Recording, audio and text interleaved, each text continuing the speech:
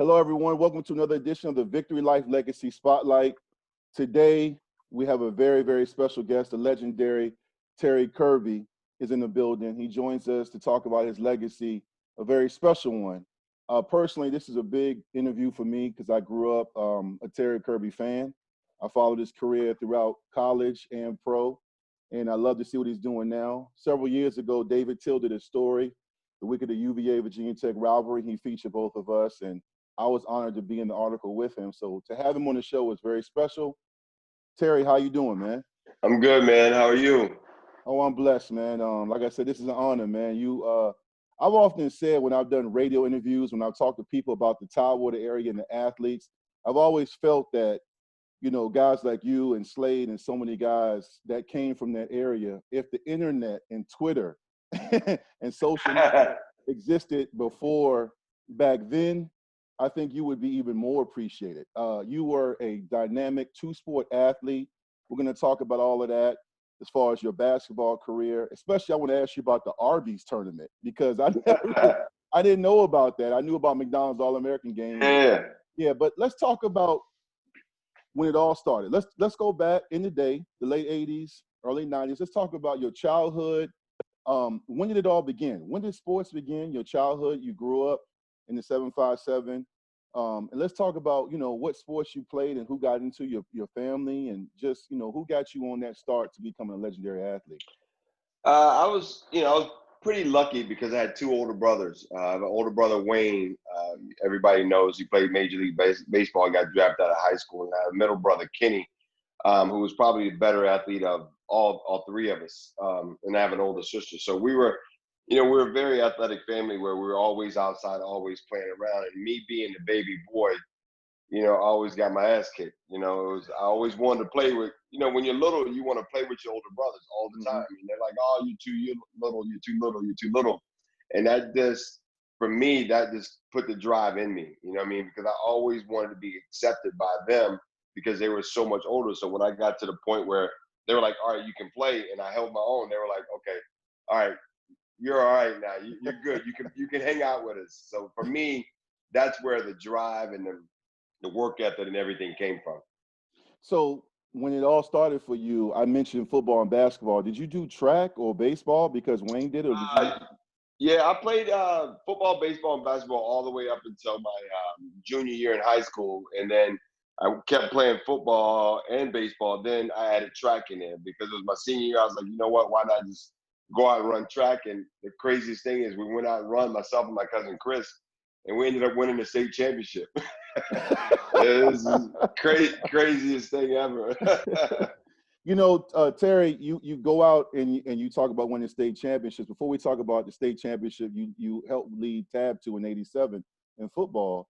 When you look at the guys that came after you, and you look at the generation now, and you work with athletes, what is your opinion? This is a hot topic when I talk to former athletes, former collegiate and pro athletes, about the specialization. You were a multi-sport athlete. I was prepping for this interview. I went back, but I remember when it happened.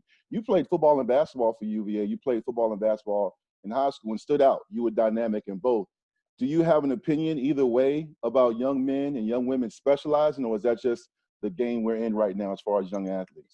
It's kind of me. I think they should play every sport they want to play, man, especially in high school. I know AAU ball and travel ball and, 7-on-7s and all that stuff has, to me, to a certain extent, it has ruined the game.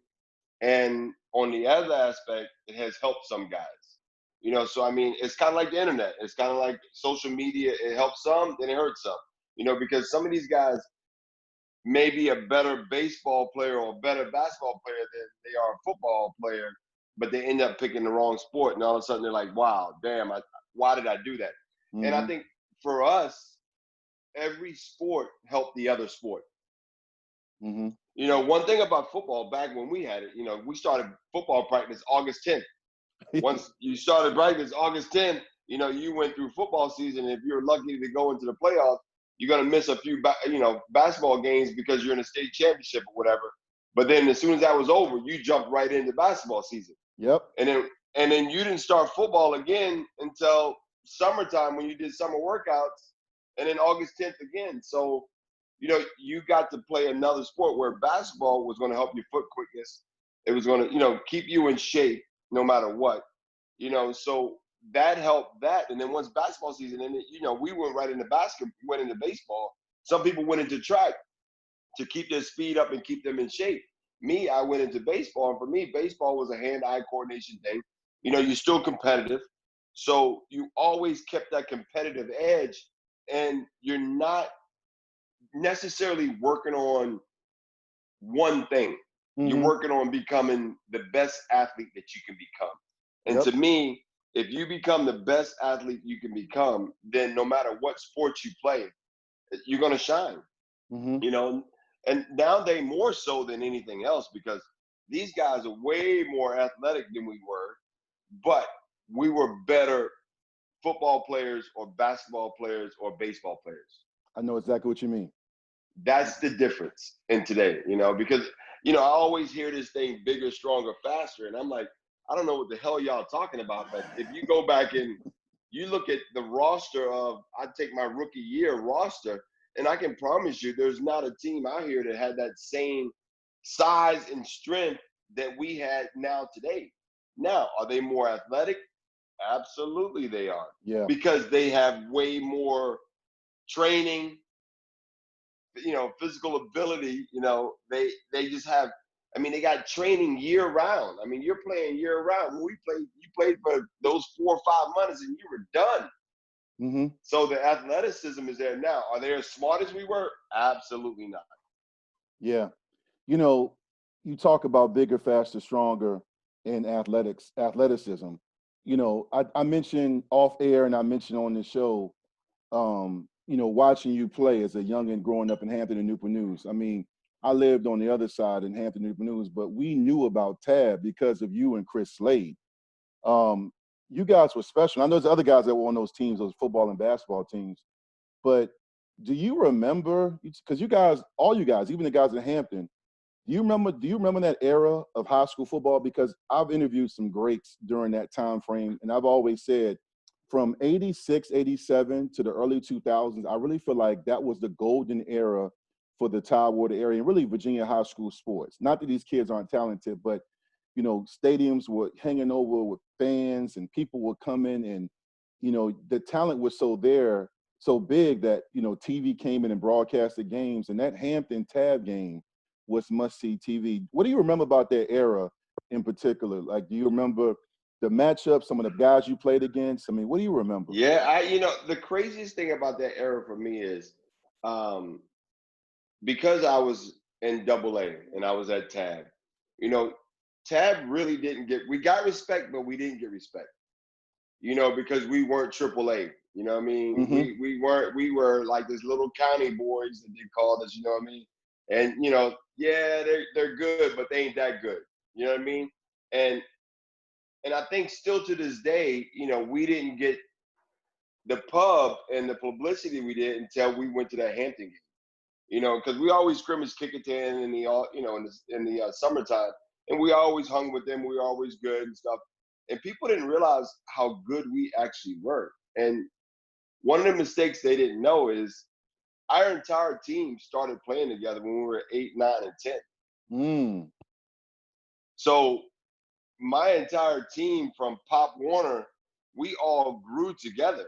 Most people didn't understand that. We all played at, Grafton Red Raiders, so in middle school, middle school for us back then was 7th and 8th grade. So I remember, most people know, I was an offensive lineman growing up.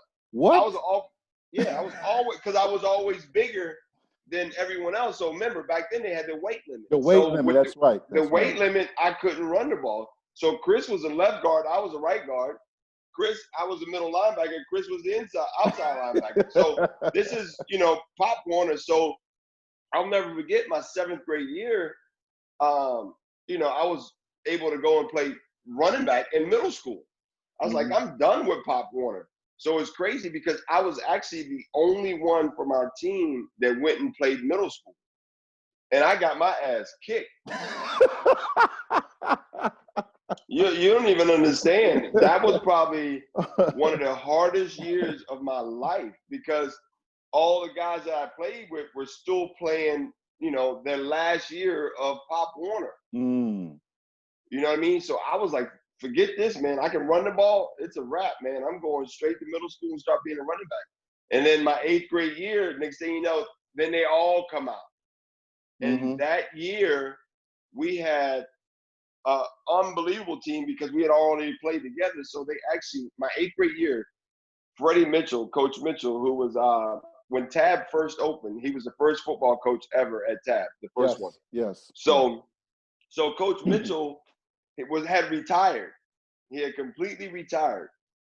So what they did was they said, Coach Mitchell, listen, we got a group of guys down there that are ready to play, that can play varsity 9th grade year. He goes, you know what? We need you to go down there and start teaching the offense now. So what he did was they hired him as our middle school coach. He came down and he taught us our high school offense in 8th grade. So that when we got 9th grade, when that entire team got there, we had so many freshmen that were playing varsity. And then by 10th grade year, we were rolling. My high school career, 4 years, we were 43-4. Yep. Yes. People don't even understand that. That's ridiculous. That's crazy. That's the crazy part about it. But that's because, at 8th grade, we started so young, and I think now that's the biggest thing, for us back then. That you're talking a 10-mile, maybe 15-mile radius of kids that grew up together, that stayed together, that played together. That to me is what made us good. Yeah, I hear you say that, and I have a son. I have 3 kids, my own children who are athletes, and we have conversations because their friends, some of their friends and teammates are reclassifying or they ain't happy with this coach and they transfer. I know you're down in Florida, but one big epidemic that's hit Virginia hard, especially in the Tidewater region, is guys are transferring left and right. And now they have it in Hampton City schools and throughout the Tidewater region. And really throughout Virginia, schools have the academic criteria where you can go if you can get into that field or that specializing, you can transfer and not live in that school zone. Guys like you and Slade and some of those other guys you played with, now I'm not saying you would have, but because Tabb was considered smaller and a lower level, you probably would have gotten pushback to transfer to a Hampton or a Phoebus or to an Ocean Lakes. Most people don't understand, actually, they wanted me to come to Hampton. Uh-oh. Yeah. Everybody's like, listen, you need to go to Hampton. You know what I mean? And that was one of the things. And I'm like, why? I go, I'm not gonna go there. You know what I mean? I'm gonna stay right where I am. And that wasn't anything that was bad on their part or anything like that. But everyone was like, because you're that good, you should go to a team that's that everybody knows nationally. But little did they know that we were going to become national champs too. You know what I mean? So, no question. So that to me, that was my legacy. That was my legacy. Well, go ahead, Terry. Yeah, it's kind of crazy because even when I go home now, because of social media, because of the Instagrams and all that, people still don't have any idea who I am and what I've done. It's kind of crazy, but that's really crazy to me. That's crazy. Oh yeah, absolutely. It's it for me. I could care less, man. You know how I am. I'm a humble guy. You're a very humble person.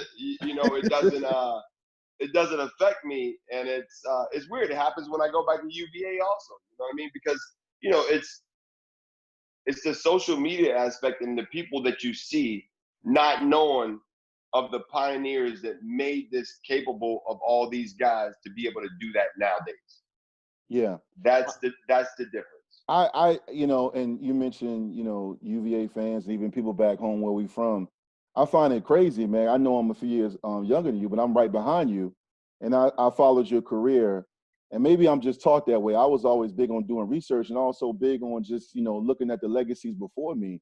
And you had a huge impact before the Michael Vicks, before the Ronald Currys, the two sports stars, the Allen Iversons.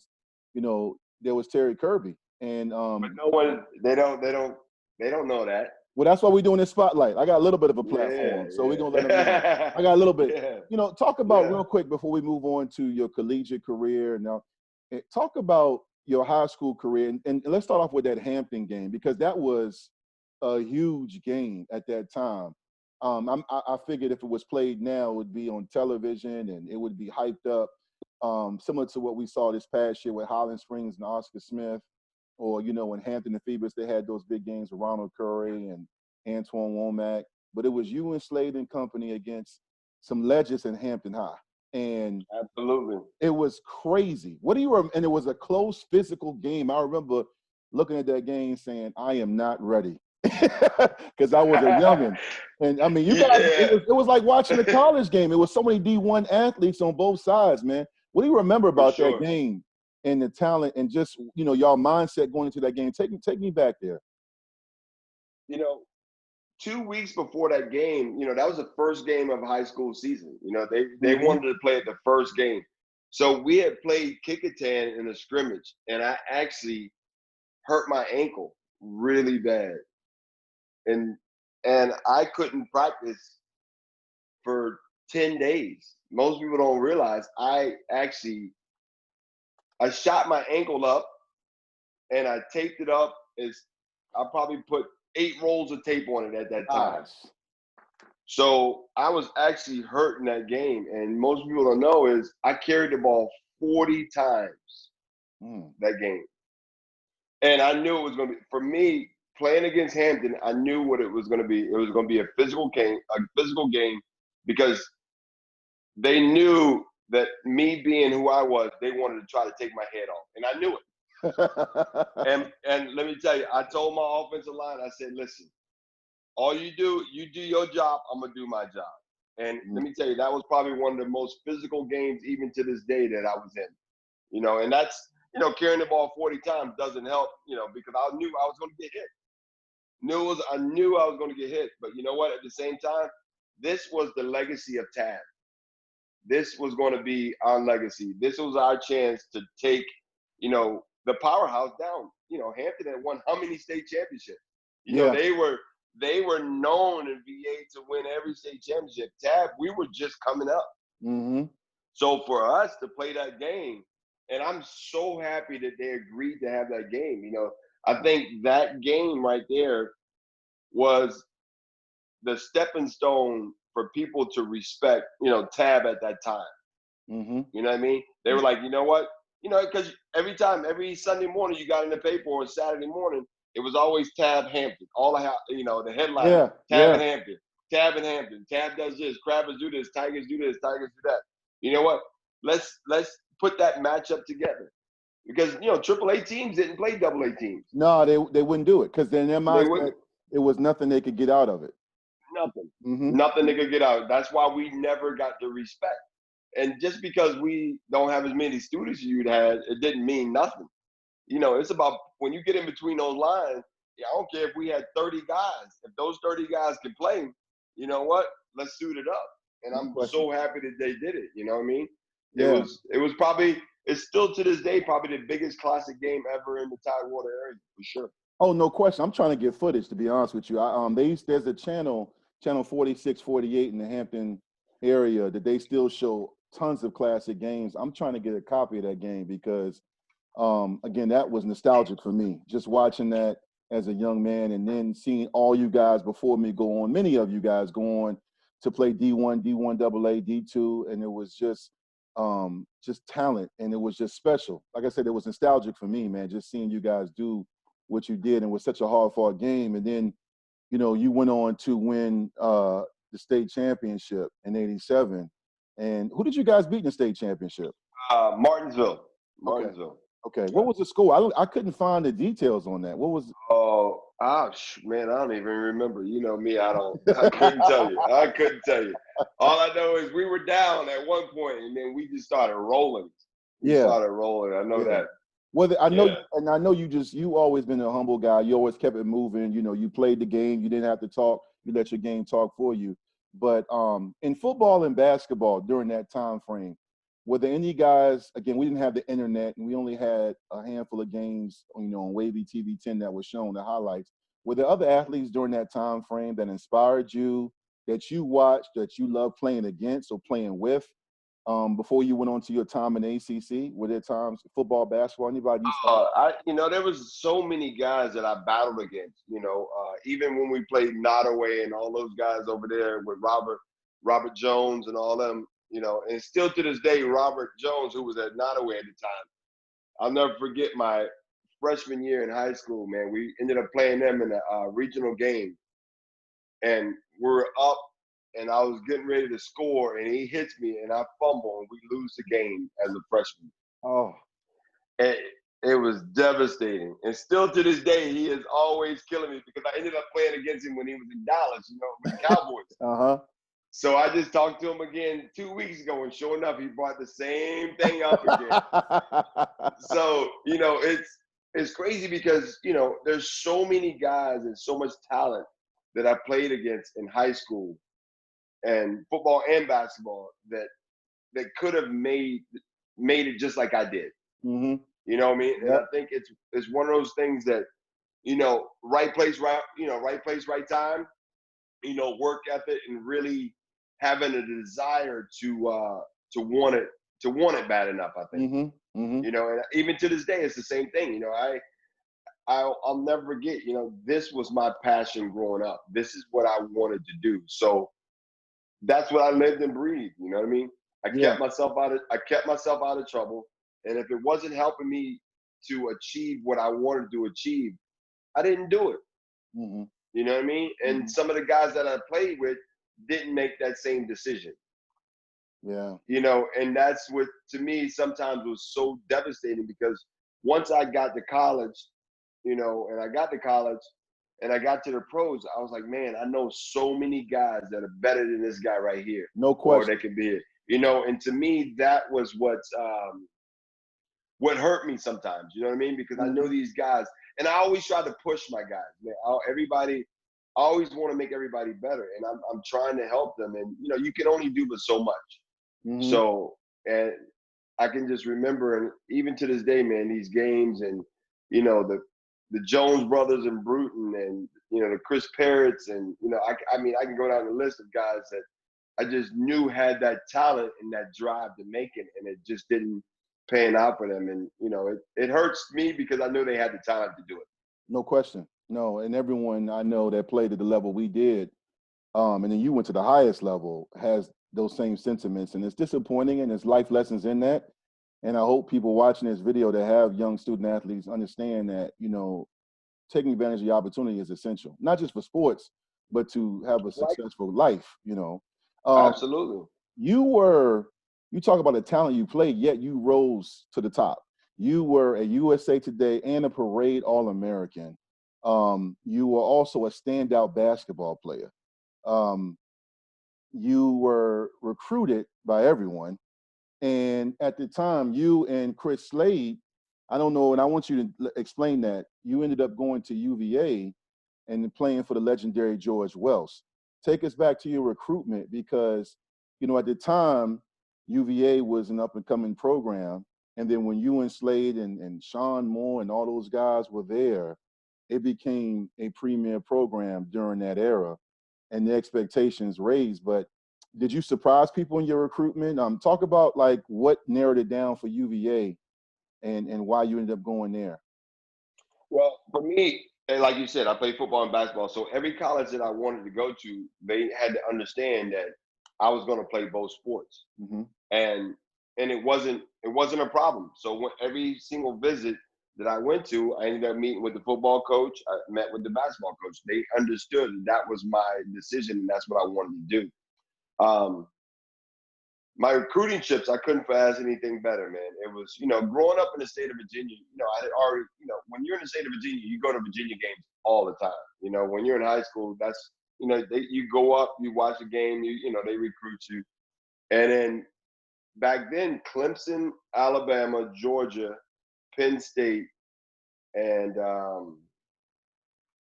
who was it? So Virginia, Penn State, Alabama, Clemson, and Georgia. Those were my 5 visits. And if you look at those schools at that time, Danny Ford was at Clemson. Yep.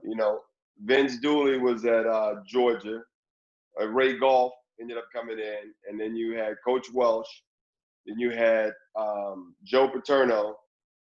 And then you had Bill Curry, in Alabama. And it's kind of crazy because my host at Alabama was Bobby Humphrey and Derek Thomas. Wow. My host at Penn State was Blair Thomas. My host at Clemson was Terry Allen. Dog. Oh, my goodness. My host at Georgia was Rodney Hampton. And then at Virginia, it was Sean Moore and Herman Moore. So, for me, I needed those other 4 schools besides Virginia to show me that I shouldn't stay home and go to Virginia. That was what was my decision. Because Virginia for me was home. I'm a family boy. I love family. Okay. I want my people that I grew up with, that made me who I was and, created me. I wanted them to be able to see me play no matter where I was. Mm-hmm. And so 3 of those schools ended up losing their head coaches that year. So it, So it kind of made that decision a little bit easier, but at the same time, it made it tough because I knew publicity-wise and being on TV and being, in the limelight, those other schools were going to be able to give that to me. Yeah. But at the same time, I could start a legacy at Virginia, being the #1 athlete in the country, being able to go to any absolute college there is in the United States. You choose to stay home and go to a mediocre, football school, great academic school, mediocre football, basketball school. They were better basketball than they were football at the time. And to be able to go and start a legacy and change a program, why not? So that was one of the things that, my cousin Chris, he had already made that decision. I knew what he was going to do. and he had no idea what I was going to do. You know what I mean? And he was in my ear, the whole time and stuff. And that's what he said. He goes, Terry, we can go there and create a legacy in your state that you grew up in, the state that you were born in, and you can start something great. And Chris Slade, for everyone, when we say your cut, he was an All-American too, and one of the best ever played in Virginia high school sports as well as UVA history, and went on to NFL, had a great career like you. But Chris didn't know where you were going either. No, not at all. No one did. No one had any idea. And, and that's what I wanted, because I didn't want to be influenced by anybody. I wanted that decision to be mine, and I wanted people to understand the reason why I made that decision. And I told them, I said, you know what? If UVA can get the #1 athlete in the country, they can get any other athlete. No question. You know what? We can start something here. And that's, and that's what we did at Virginia. After that, that's when, guys started recognizing UVA as being not a powerhouse football team, but you know what? We can hold our own. No doubt. And when you went there, that's when, at the time I'm coming up, you're there, Herman Moore, Sean Moore, Chris Slade, Aaron Mundy, a Hampton High guy, Brian Gerzak. All of a sudden, you see all these guys from around the way playing at UVA. And I'm forgetting people. God forgive me, because there were other guys from Newport News and of course, that were there. You know what I remember, though, Terry? I remember, at that time, I'm a fan. And I'm looking at colleges because I'm starting to get recruited myself. And I remember how you used to look so sweet with the back plate. And that's back in the day when you could fold the jersey. You could fold the jersey back and show your abs, and you had the number. You would get down to your stance and had the arm pat, and you would get the ball and run so smooth, man. I remember just like, yo, you were just really fun to watch, man. How was it like, man? Because you guys end up being at one time #1 in the country. You talk about what you and Slade did. All you guys that talent on that team, you got the #1 in the country. You had some great wins there. You played for the legendary Welsh. What was it like, playing in ACC? Because that's before it expanded, before what we see now with the Coastal in the Atlantic. Now you have the Super Conferences, so to speak. But that's when the ACC was known for, Florida State, obviously. You guys were up and coming. You guys were making your mark. Clemson, as you mentioned. Georgia Tech, they ended up winning the national championship in 1990. So it wasn't like we see now where Clemson's kind of dominating. It was more balanced. What do you remember about the battles and playing for George Welsh and, playing at UVA, your career there? The battles were rough, man. That year we hadn't beat Clemson ever. You know what I mean? Mm-hmm. In 29 years or something, we had never beat Clemson. In that year, man, we put together a squad and a game plan with Coach Welsh that, people couldn't believe it. And let me tell you, that was probably one of the best and most exciting games of all time. When you're part of a game where you beat a team that you have never beat before, Mm-hmm. in all these years. I mean, you couldn't ask for anything more than that, man. You're talking about, being blessed. And it was just like Tabb. To me, Virginia we were hard workers, man. We were grinders. We might not have been the fastest, the strongest, but you know what? We grind, man, and we were football players. Mm-hmm. And that, to me, is, the game can be easy. It's just like playing Pop Warner. You got a fast guy and you got a quarterback that can hand the ball to that guy, you know what's going to happen? You're going to win because can't nobody catch it. You know what I mean? So for us, it was that we had to grind because we weren't that strong. We weren't that fast. We had a few athletes on certain positions, but we weren't the best. But you know what? That team wasn't going to they weren't going to outwork us. And after that game, they were going to know that they were in a game. They were going to know they were in a game and a fight. And we're going to fight to the end. And that is what builds character to a team. And that's what we had. All my years at Virginia, we had teams that had a lot of character. Guys that wanted to work hard, guys that wanted to, that guy next to him, they're gonna go fight. They're gonna go fight for them, and that's what we did. So cool, man. And that's why I think people don't realize it's bigger than football or whatever team sport when you play in college like that. It's the brotherhood and seeing a great plan come together. When you mentioned George Welsh's game plan, when I was coming up, he was still the coach. I was recruited by Tom O'Brien, but I didn't know. The best. Yeah, I didn't Obi. I didn't know George Welsh personally because I didn't go to UVA, and he didn't really. He spoke to me a few times when Hampton went there for jamborees and scrimmages. But what was he like? I mean, because TV now, you see Dabo and they come on game day and it's all access now. We don't know the legendary coaches. Ahmad Hawkins has told me different things. Other guys I played against and friends with from UVA told me stories. But Ahmad would tell me Coach Welsh would humble you real quick. And he was real cool with it. At 100%. George didn't care if you were a superstar or not, man. George was one of those guys that George had no personality whatsoever. Mm-hmm. Most of us that went to Virginia, we didn't go to Virginia for Coach Welsh. We went to Virginia for the your position coach, or for me and most of the guys that I know, Coach O'Brien. Obi was the one, and Coach Mack, which was my running back coach. That's why we went to Virginia. You got to think about a head coach. Really, how much time do you ever spend with your head coach? Not much at all. So you know that you're going to spend that time with that position coach, and that position coach becomes, your dad away from home. And that was, that's what Coach Welsh did. Coach Welsh surrounded himself by unbelievable assistant coaches. Mm-hmm. And I think even to this day, if you look at most really, really good teams, and, like you said, I played with some great coaches at the time, and every one of those coaches did the exact same thing. That's what a good head coach does. A good head coach is a facilitator. He don't need a coach. That's not his job. Yeah. His job is to manage the team, manage the timeouts and do all that stuff. The assistant coaches are designed to coach. Mm-hmm.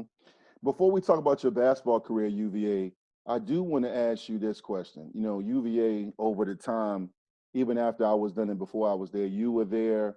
Then after you went on to the NFL, they got great running backs like Tiki Barber and Thomas Jones. I'm not going to ask you, well, what do you think and what do you rank yourself and what makes you better or why are they better? I find those questions weird. I think everybody's opinionated. But if I was going to scout or coach against Terry Kirby, what would I need to prepare for? What makes Terry Kirby the great back he was at UVA? If I was trying to stop you, is it always keeping your feet moving? Were you versatile? Could you catch and run, blocking? What was your strength? What was something, or what was your attributes that made Terry Kirby one of the best to ever do it at UVA? For me, I think the biggest thing was that being able to catch the ball out of the backfield, and Mm-hmm. that's now I was never blazing fast, but I was one of those. I was a big back man. I was 6'2", 220. Mm-hmm. And for me, that's a big back. I didn't have blazing speed, but at the same time, I could make people miss. I can get their hard yards. I wasn't flat. I wasn't flashy or nothing. Getting out of the backfield, I don't think there was going to linebacker that was going to check me out of the backfield. And I think the biggest thing that I did that helped me in my college and pro career is I was smart, very smart, and I could do just about anything. And I think later in my NFL career, that's what helped me, because if I needed to be an every down back, I could do it. If I needed to go out and catch the ball in the slot position, if I needed to return kicks, I could do that. If I needed to return punts, I think that's one of the things that kept me around a long time. And Mm-hmm. versatility in this game, even more so now, is bigger than anything. If I was coming out of college now, it'd be this would be a dream come true for me now. If I was Mm-hmm. coming out now, being a back my size and being able to catch the ball like I can, that's a dream come true for most teams now, because the way the game has changed. No question. My rookie year, catching 75 balls as a rookie as a running back. There's receivers that come into the league and they never catch 75 balls. That's what I So know. Yeah. so imagine being a running back and you catch 75 balls. I mean, that's just unheard of. Mm-hmm. And that just shows the versatility and the smartness of knowing the game of football. Yeah. And you definitely knew the game of football, but you also knew the game of basketball. And answer this for me, Terry. I knew about McDonald's All-Americans. I knew about other sponsors. Talk to what is the Arby's tournament? Because when I was looking up stuff, just taking myself back to that era, I saw that you had all these records for the Arby's basketball tournament. What was that? That was a Christmas tournament. It was a Okay. Christmas tournament up in north, up by you, matter of fact, up by Blacksburg. Really? It was up, yeah. It was I never knew actually, nothing about it. yeah, it was. I guess it was a really big tournament that they had there for years. Wow. And if you don't remember, there's a school up there. I think it was Dobbins Bennett. Okay. So they were the winningest high school basketball team in the state of Virginia. So I guess they were really good or whatever, and they invited us up to play. And let me tell you, it was a crazy tournament. I put up a lot of shots in that tournament. Oh yeah, you have the record. You had the record for shot attempts. Yeah, 100%. I won the slam dunk contest. I did. Yeah, it was kind of crazy. It's kind of crazy, but that's what that tournament was. But you also did your thing for UVA. And I remember, after you were done, you had Ronald Curry. He tried it at Carolina. Julius Peppers tried it with Carolina, had some success. Donovan McNabb did it at Syracuse for a year or two. And then, very few of them could sustain it. You went to UVA and you have highlights. You had some games. You played. And you and I both know, and I know other guys watching this video that played collegiate sports, know the demands academically and athletically, what it means for a student athlete. Because even back then when we played, it was year round, winter workouts, spring ball, and yet you played football and basketball, man. How were you able to do that? And what do you remember about doing it? The hardest thing about that is I love basketball more than I do football. Mm-hmm. Me too. And I think most people do, because once football season is over, you're done. It ain't like you can go out and play a game of football anywhere. You know what I mean? You can work out and you can run, you can do all that stuff. But basketball, you can go out every day, all day, and play basketball. You know what I mean? So I think that's why most kids gravitate more to basketball because of that reason. The hardest thing for me was football. The physical aspect of being a running back was hard. I was getting hit all the time. So it wasn't like after football practice, I was going to go out and work on my jump shot. I was going to go out and start dribbling and, keeping my game fresh. I couldn't do that. My body was tired. I would be taken away from my teammates on the football side to start, trying to prepare for basketball. Mm-hmm. So I knew that once we went to a bowl game and we started and the basketball season had started already. So I get there in January. So for me, it was like, okay, listen, your shot is not going to be on. You're not going to become that two-guard shooter that you were before. But the one thing that you can do is you're going to hustle and you're going to play defense. Mm-hmm. So I prided myself in when I got into the game, I knew that I was going to be playing defense and I was going to check the Rick Foxes, the Dennis Scotts. And I'm only 6'2". Those guys are 6'4", 6'5". No question. But they don't like to be touched. They don't like physicality. Listen, I'm a physical player. I played football. So you know what was going to happen. I was gonna beat them up. You know what I mean? I knew that my specialty was defense, and I knew that I was going to come into that game, and I was going to be physical, and I was going to play good defense because that's what I had to be able to offer my team at UVA because I couldn't shoot. Mm-hmm. I was shooting. I take a couple shots here and there, but I knew that's not why I was there, and that's not why they were going to put me in the game. Yeah, they were going to put me in that game because they knew that if I needed to lock somebody down, they knew I was going to be able to do that. for sure.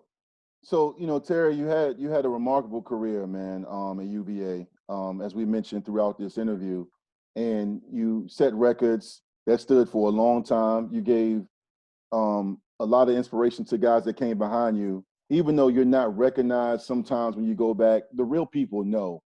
And you went on, and the right people found out because eventually you were drafted by the Dolphins, I believe in the 3rd round, correct? Yes, sir. And you went from playing for a great coach in George Welsh to playing for the legendary Don Shula. And you had a great NFL career, but talk about what it was like to be drafted and go to the NFL, to the Dolphins, especially, man, like it just seemed like it was happening so fast. You Tabb, All-American, parade, USA Today, go to UVA, rushing records, touchdown records, took UVA to new heights as far as expectations. Next thing you know, you drafted. Did you expect to get drafted? Some guys I've talked to in these legacy spotlights, they were like, hey, Vic, I was just playing ball. I was just happy. I was living my dream. And then all of a sudden, I'm getting calls from scouts. Or because of your work ethic and your mindset, having an older brother who played in the majors, were you expecting that call from the Dolphins? I was expecting a call from someone. I knew that, this is what my legacy was going to be. This is why you put in that work. I worked for this to happen. Mm-hmm. So yeah, I knew that call was going to come. Mm-hmm. I didn't know when it was going to come or from who. I put in that work for that reason. It's just for me, my senior year, the thing that kind of put a damper on me was because I broke my scapular, midway through the season. And I was, that was the year I was up for the Heisman, and I was, everything was going well, and I was balling out, and I just knew that, things were going to happen. And then, I cracked my scapular and I missed, 3 games. And all of a sudden now I'm coming back, and it's my senior year. What's going to happen? So I came back and played like the last 2 games, and, I did my thing. So after that, I just started training, man. I was training, and, going through the workouts for all these teams and stuff. And I was just doing what I needed to do to make it still happen. No question. And, that's the only thing that was in my mind. And I was blessed because I graduated school early. So I graduated 3.5 years. So that December, when my last college game, I was done with school. So I didn't have to do anything but work out. So that was the only thing that was on my mind. That's all I wanted to do was be able to get drafted, and to get that call from Coach Shula. And the craziest thing about it was that's where I wanted to go. I wanted really? Yes. Because listen, being able to run the ball and catch the ball out of the backfield, name any other team in the NFL that was doing that besides Dan Marino. Not at that time. It wasn't what you see now. No, it wasn't happening. You know, maybe in San Francisco, but in San Francisco they had already had, you know, they had Ricky Waters, they had Roger Craig, they had all them guys already out there. Miami at that time, they had Bobby Humphrey, who was actually going through some troubles at the time, who was a really good friend of mine. And they had Mark Higgs, and they had a couple other guys, Aaron Craver and all these guys. And I was like, man, if I go to Miami and I get drafted, you know what? I could play right away. You know, because you go through the rosters and you start looking at it. You start looking at the teams that, you know, all right, where do I think I can fit in at? You know, it wasn't that I was a big power back.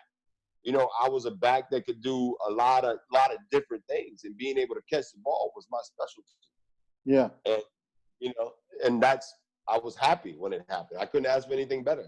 Yeah, man. And, you know, I didn't realize, you know, a lot of guys, man, you talk to guys even when I play, they're just trying to get that call, but you actually wanted to go there. You did your research and you were paying attention to who was there. Smart move by you. What did you get your degree in? You graduated in 3 years. What did you get your degree in? Psychology.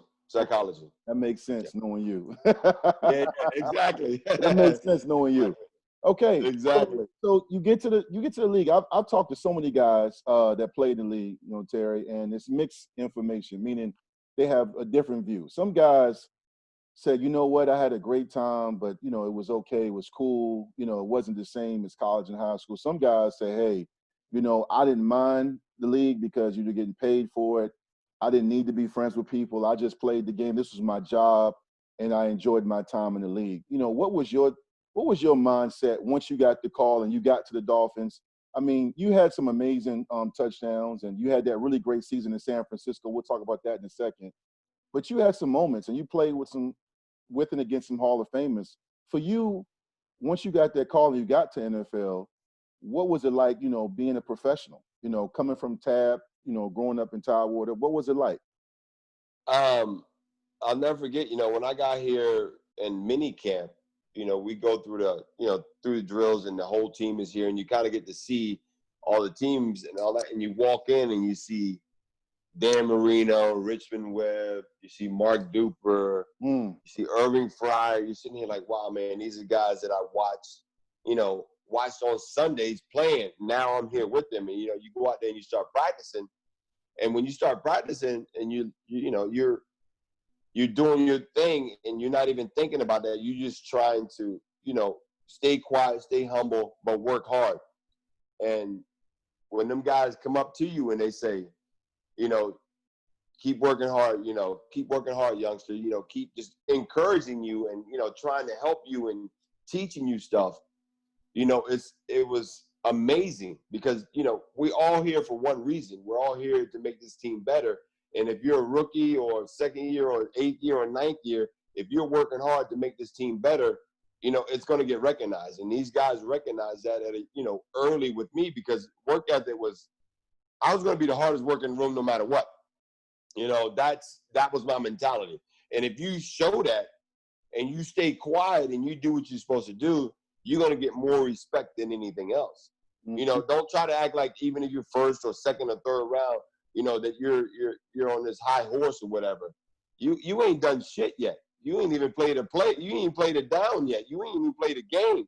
Don't come in here thinking that that you're running stuff, because you're not. No doubt. You know what I mean? Come in, be humble, and do what you're supposed to do, and then you ain't got to worry about it. And that's the advice I give anybody, man. You know, just let your work speak for itself. Yes. You know, and the problem now is you got social media that people put too much emphasis on, and, you know, you got to show what you're doing. You got to show these great things, and you got to show all this so people give you your likes and all that stuff, man. Just, you know, shut up and play the game. Yeah. That's definitely an old school attitude, man, because it showed, obviously, man. You were fun to watch. You were a great one, but I think you hit it on the head. I mean, it is the world we live in now. Guys, you know, talk about, you know, I'm blessed to receive this many offers, or hopefully I get paid, or when they have a discrepancy with a teammate, they go to Twitter and Instagram, they go live. I don't even understand that. I don't even understand that. You know what I mean? It's crazy to me that that people do that. It's absolutely, Yeah, it is. It's just it's today's generation. But going back to your career, you were with the Dolphins, and one of your best years though was with the San Francisco 49ers. I know Yeah. you were with Cleveland for a year. I don't really remember much about you in Cleveland. I think that was in '99. I don't remember either. Sometimes people ask me what teams you play for, and I totally forget about it. Yeah, but San Fran, you did your thing. That was a remarkable year. Yeah. Is that when everything came together? Because I know you had to overcome an injury, but was that the year everything came together for you? I think the crazy thing, I think I had some things to prove when I was out there. When Jimmy Johnson took over for Shula here, he traded me, and I mean that to me was like devastating. My first year I ball out, I do what I was supposed to do, and then my second year I blew my knee out. Mm-hmm. So my second year in the 5th game of the season, I blow my knee out, and then all of a sudden my third year I come back and I get, I start playing well again, and I get back starting job back, and then Coach Shula decides he wants to retire, and I'm like, oh.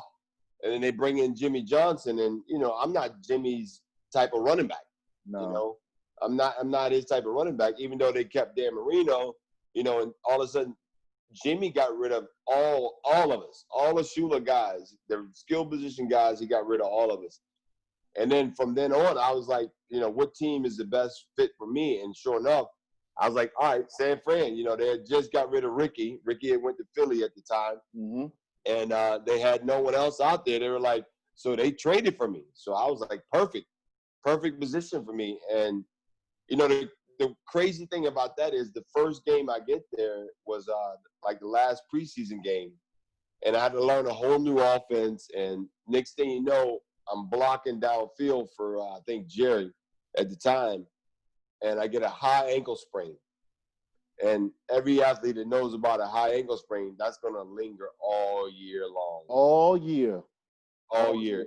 And ain't nothing you can do about it. And, I was playing, injured the whole year, but I still did my thing. To me, it was just, it's work, man. That's what we do. That's how we get it done. I don't know any other way, man. I don't know any other way. Terry, I hear you talk about, you just threw Jerry Rice's name like you were talking about some Legos on a toy chest. You played with the great Dan Marino. You were with Jerry Rice, and you talk about your work ethic, which I knew about before I actually had a chance to interview. I mean, different people, I've read articles, I've heard people that know you, that worked out with you, and we'll talk about your business here in a second. But was it really cool to be around Jerry Rice when you got to San Fran and see his work ethic? I know you probably didn't necessarily train with him, but seeing him every day in practice, because from what I know, just based on NFL films and interviews and videos, he had a similar grind as you did. Like, just, it was business. It was, I'm here to get better, to win a championship. Did you ever interact with him, pick his brain, or did you guys? Oh, yeah. Okay. I mean, you could just see his work ethic. I mean, Jerry every day worked hard at everything, Mm-hmm. And the one thing about Jerry is when the defense is over there practicing and the offense is practicing, if Jerry's not on the field, like if he's not in that play, he's working on his craft. Mm. That guy mastered his craft. Mm. He never wasted a second out on the practice field. Didn't matter. He was always running routes. And, most people don't understand that was the thing that created Terrell Owens. I was there with T.O. his first 3 years. And T.O., imagine being the receiver with Jerry Rice at the time. You're watching and you're training and you're working every day with one of the best to ever play the game, with the work ethic you can't even describe his work ethic. So what you do, you mimic that. Mm-hmm. And that's what T.O. did. And that's what made T.O. great. Yeah. And you could see the same work ethic in Jerry as in T.O. You know what I mean? On the field, they're monsters. You know what I mean? And that's because they would catch a ball in practice and take it 70 yards. And then we'd be sitting in the huddle waiting on them to get back.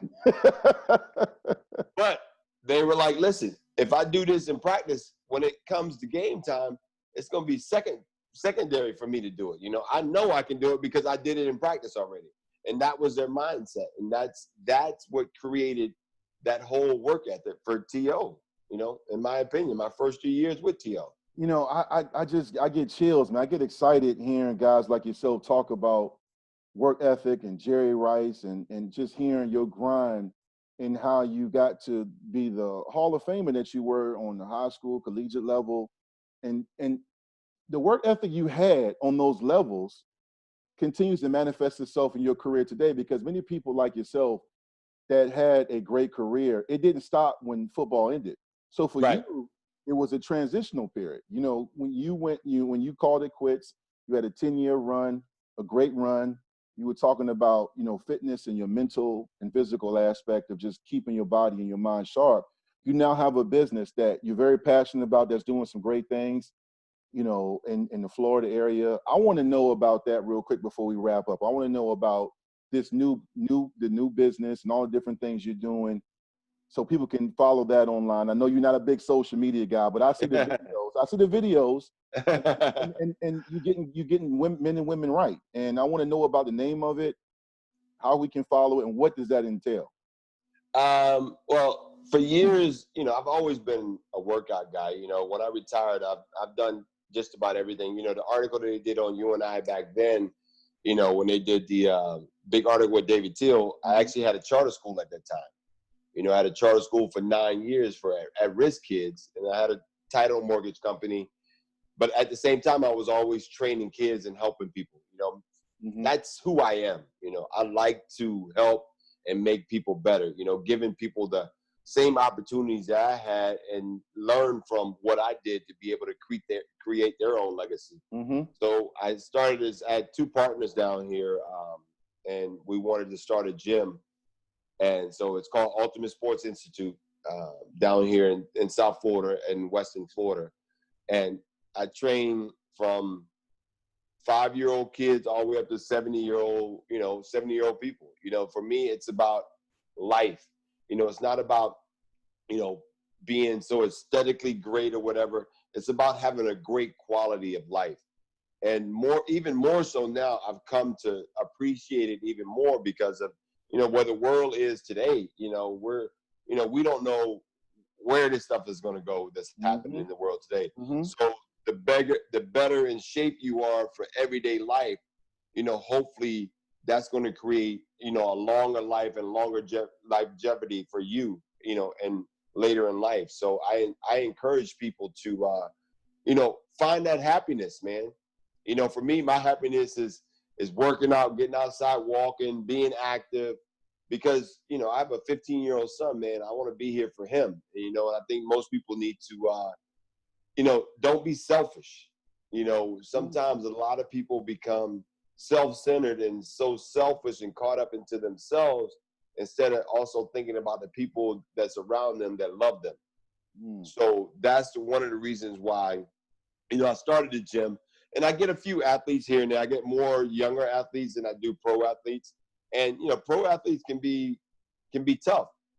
And for me, I played the game for 10 years. You know, you're not going to disrespect me and tell me this and tell me that and be late and be all that, because I'm like, listen, I've been there.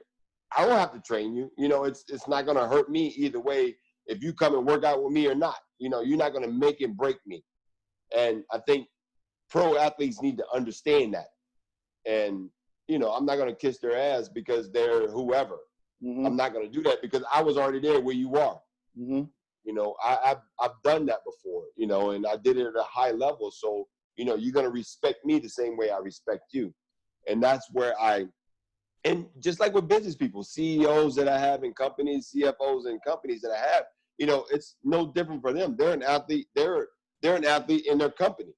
You know, in their company, they gotta lay down the law also. You know, they gotta work hard too. So if their employees, just like players see coaches working hard and being effective, you know what? It's going to carry over into the company. And that's what I like to, you know, I like to instill that. And that's that psychology in me. You know what I mean? No. What? Just real quick, man. How can people get a hold of you if they want you to come speak on health and fitness? Or if they're in the Florida area, the area you mentioned, how can they get a hold of you or become get you to train? Is there a way to get They, Yeah, absolutely. You can go onto my website, which is the gym is www.usiweston.com. I'm on Instagram as Terry Kirby 42. You can get in touch with me there. Listen, I'm not that hard to find. I'm sure the way the world works now with Google, you can actually type in my name and it's going to tell you pretty much where I am and where I live and everything. And listen, there's no dumb question. One of the things that my mom and dad instilled in me is, a closed mouth never gets fed. Mm-hmm. So if you have a question or if there's some young kids out there that, just want to talk about, certain things, this is why I'm here. This is my legacy. Like you said, man, the legacy of, who you are. Football is what I did. It doesn't define who I am. No question. Well, with that being said, Terry, this is the part of the show where I would like for you, and I ask my guests to elaborate on that. Give your final thoughts.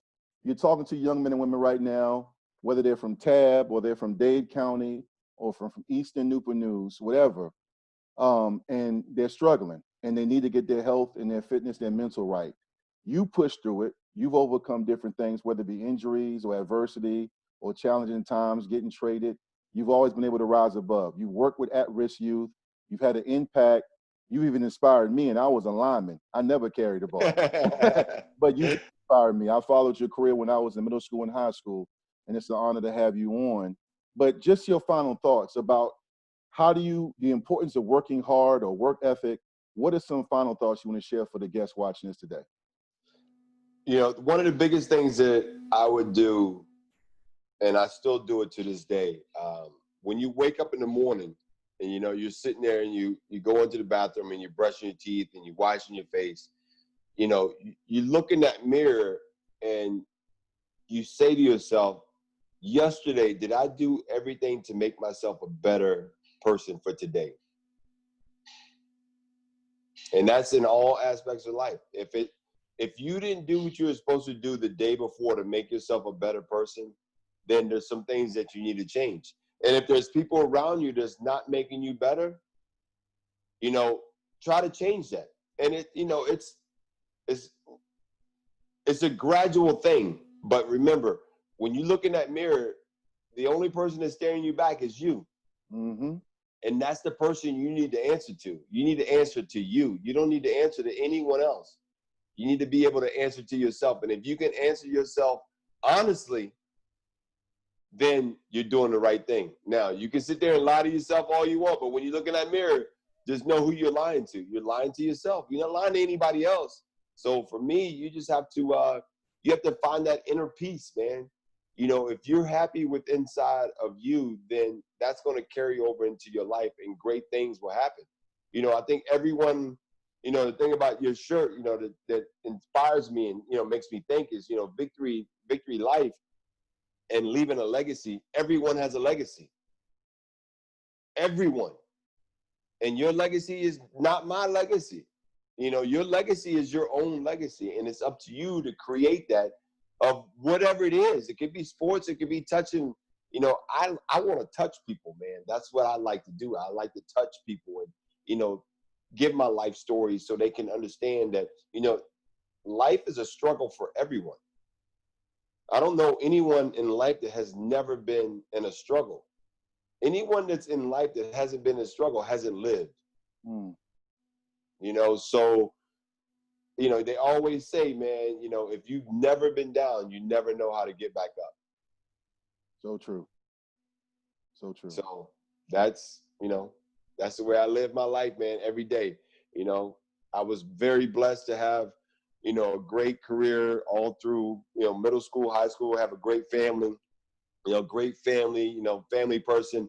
And, I'm blessed, I'm blessed. And I don't take that for granted. I don't take anything for granted nowadays because, one of the tattoos I have on me here is a big tattoo of a heartbeat and stuff. And it says, no one's promised tomorrow, man. I've seen too many people that, didn't wake up the next day, and you sit back and they're young and, you got to live that life and know that you're doing everything right to make that life better for you. No doubt.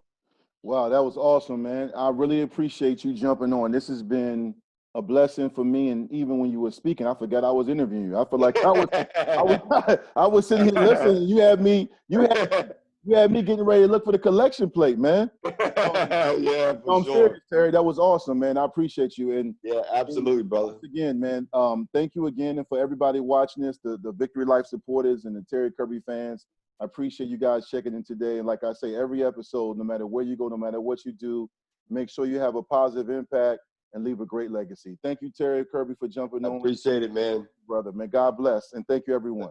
Thank you.